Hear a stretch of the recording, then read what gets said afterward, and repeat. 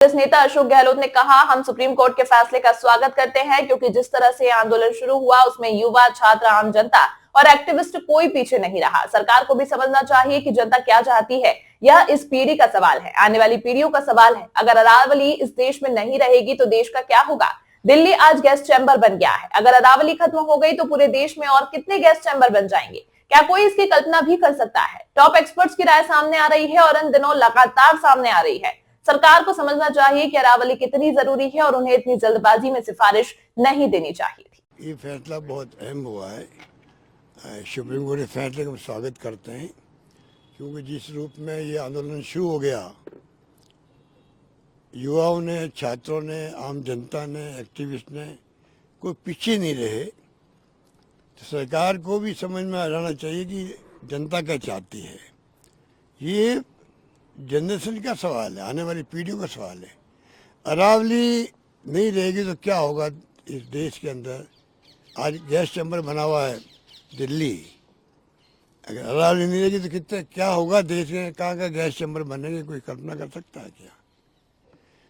बड़े बड़े एक्सपर्ट की राय सामने आती है, लगातार आ रही है इन दिनों में अंदर। तब समझ आना चाहिए सरकार को कि अरावली का कितना बड़ा महत्व है। और आपने आनंद फानंद के अंदर उसको रिकमेंडेशन दे दिया। मेरा मानना है जो कमेटी थी सीईसी की, सीधी रिपोर्ट करती थी सुप्रीम कोर्ट को, नॉमिनेशन भी सुप्रीम कोर्ट करता था। उसको खत्म करके क्यों बनाई कमेटी नई विभाग ने, केंद्र सरकार ने, और वो रिपोर्ट देगी विभाग को ही। नॉमिनेशन कौन करेगा, विभाग ही करेगा, यादव जी का विभाग ही करेगा। ये क्या मतलब होगा। आज आधी समस्या उसके कारण पैदा हो रही है। वो कमेटी होती, लोगों को विश्वास होता भाई ये सोच समझ के फैसला कर रहे हैं। अब भी समय सरकार के सामने आगे आना चाहिए उनको, और नए तरीके जनता क्या चाहती है उन ढंग का फैसला होना चाहिए। जयराम रमेश जी जो कि कांग्रेस के लीडर हैं, उन्होंने इस पूरे मामले में जब अब रोक लग गई है वापिस से, तो जो मौजूदा वन पर्यावरण मंत्री है उनकी स्थिति की नहीं, उन्होंने बल्कि उचित मांग करी है।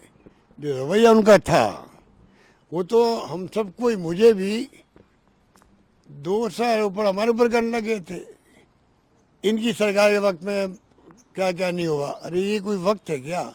अभी इशू था अरावली को बचाने का, 100 मीटर की हाइट का था इशू।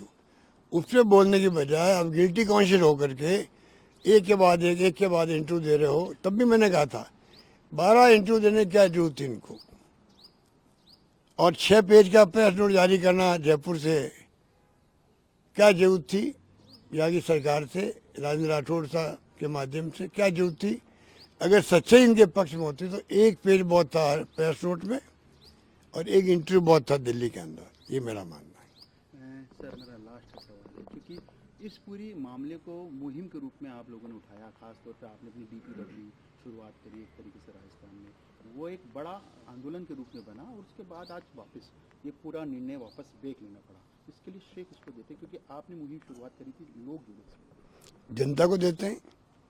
जैसे ही मुहिम की शुरुआत करी DP बदलने से, अपेक्षा से ज़्यादा रेस्पॉन्स मिला एकदम। आम पब्लिक का भी, मैंने कहा आपको, युवाओं का भी, एक्टिविस्ट का भी, नौजवानों का भी, सभी लोगों का जो एकदम इमीडिएट रेस्पॉन्स आया, वो सत्य इशू बन गया। तो इसका मतलब है कि सही इशू पे लोग साथ देते हैं, ये मेरा मानना है।